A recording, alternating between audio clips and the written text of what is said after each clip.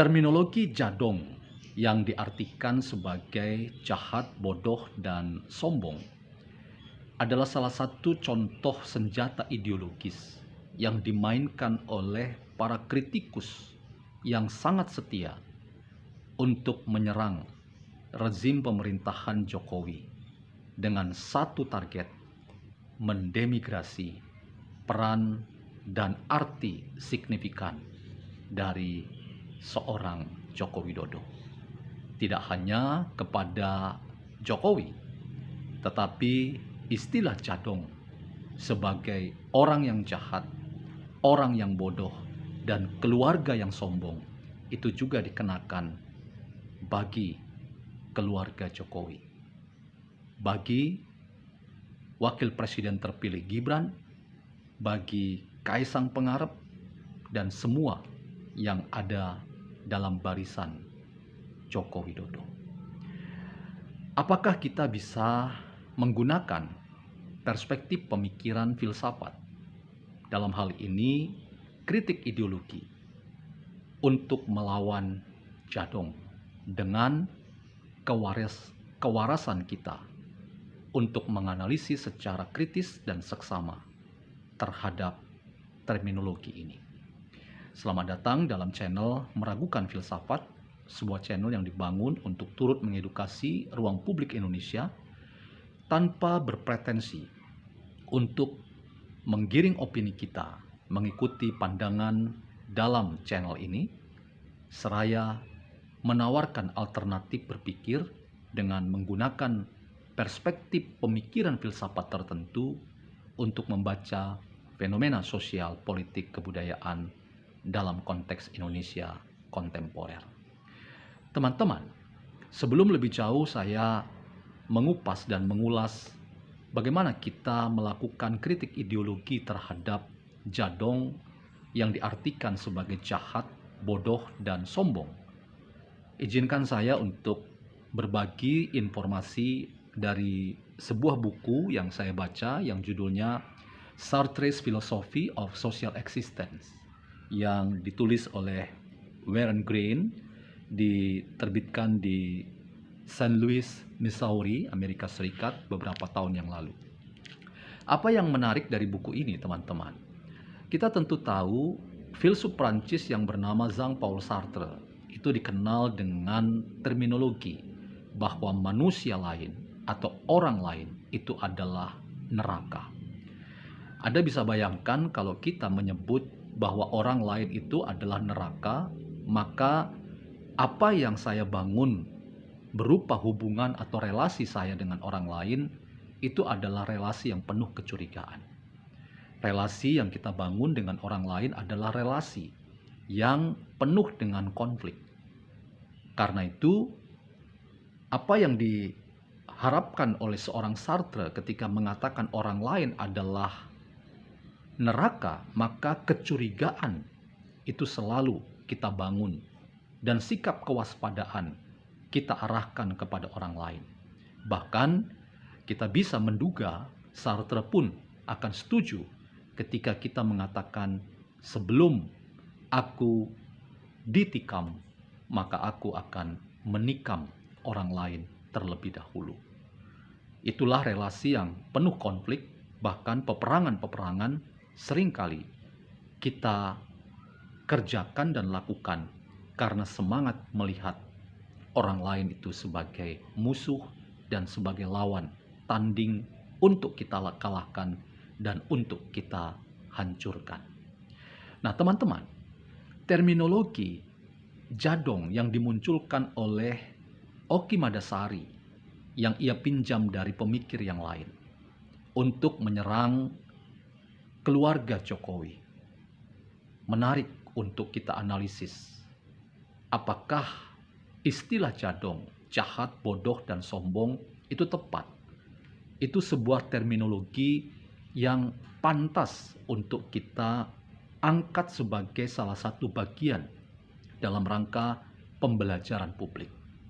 Saya ingin memberikan kritik bahwa istilah jadong rasanya tidak tepat untuk kita munculkan sebagai salah satu istilah atau terminologi dalam rangka menjelaskan rezim pemerintahan yang berkuasa saat ini. Mengapa? Oleh karena apakah kita pas untuk mengatakan ada orang lain yang disebut sebagai jahat? Apakah tepat untuk menyebut orang lain itu sebagai bodoh? Apakah tepat juga untuk menyebut orang lain itu sombong?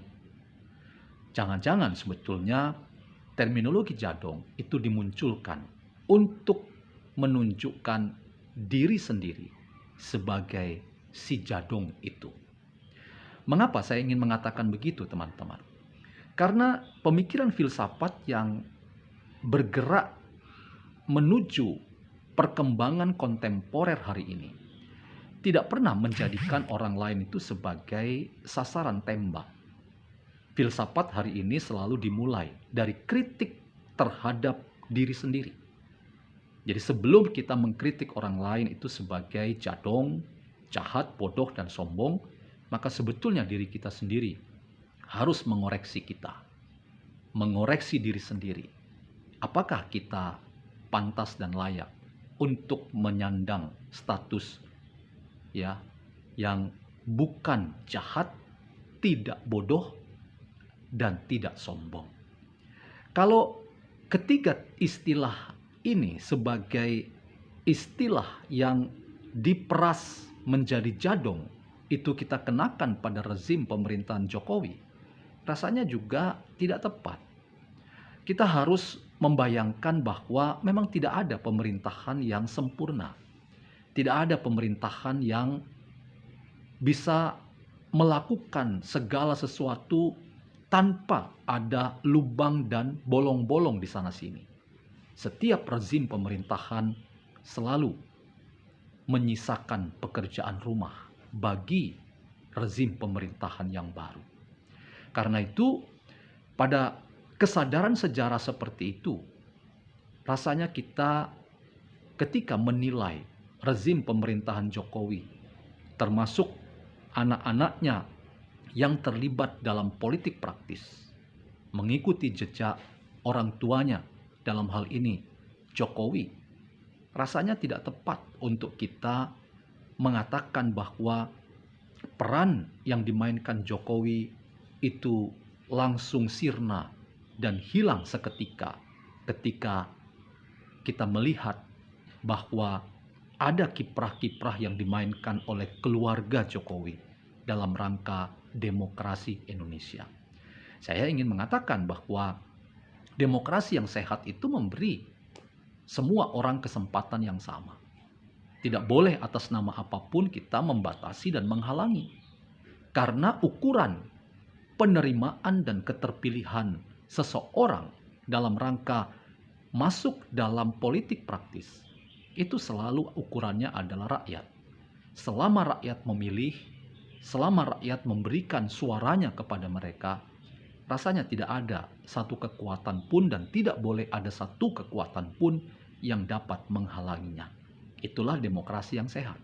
Terlepas bahwa ada mekanisme di sana-sini yang itu dalam tanda kutip dilabrak atau diterabas untuk memuluskan rezim kekuasaan ini mendapatkan kue-kue kepentingan dalam rangka meneruskan rezim ini berkuasa, itu tidak boleh dianggap sebagai variabel satu-satunya untuk menjelaskan mengapa ini terjadi, mengapa itu terjadi.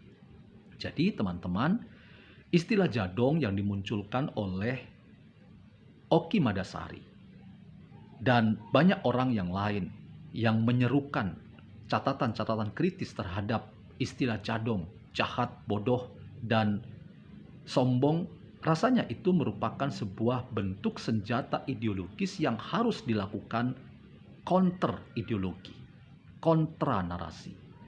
Dalam konteks ini, saya meminjam perspektif pemikiran filsafat Sartre yang mengatakan bahwa orang lain selalu dilihat dan ditempatkan sebagai neraka. Aku selalu curiga pada orang lain. Orang lain tidak pernah aku terima. Dan aku tanggapi sebagai peristiwa etis bahwa orang lain itu adalah penampakan yang menolong aku, yang mengarahkan pandanganku untuk bersikap apresiatif terhadapnya.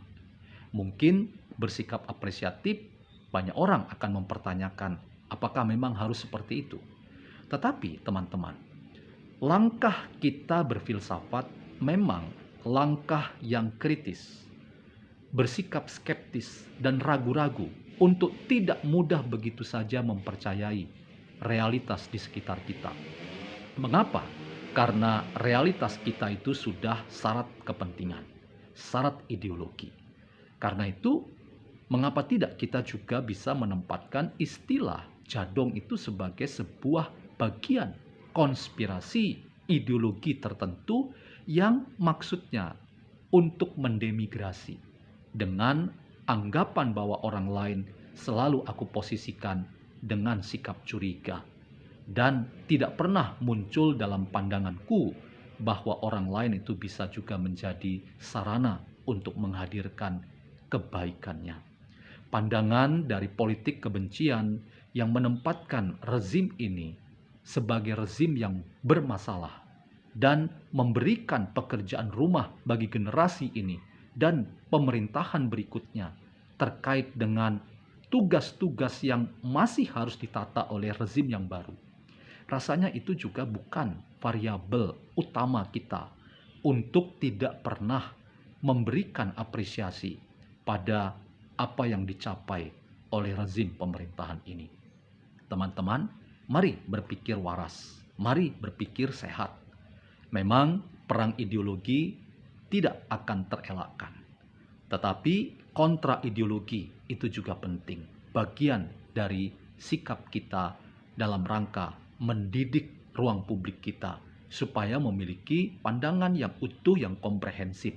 Dan pandangan itu adalah pandangan-pandangan alternatif dalam rangka membaca fenomena sosial politik kebudayaan di hari ini.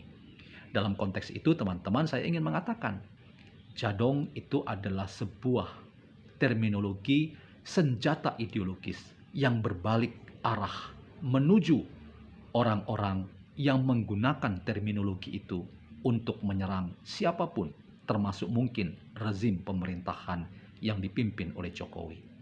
Rasanya kita harus memeriksa bahwa sebutan jahat, bodoh, dan sombong itu tidak hanya pada orang lain, tetapi filsafat kontemporer itu justru mempertanyakan siapa yang jahat, siapa yang bodoh, siapa yang sombong. Jangan-jangan diri kita sendiri.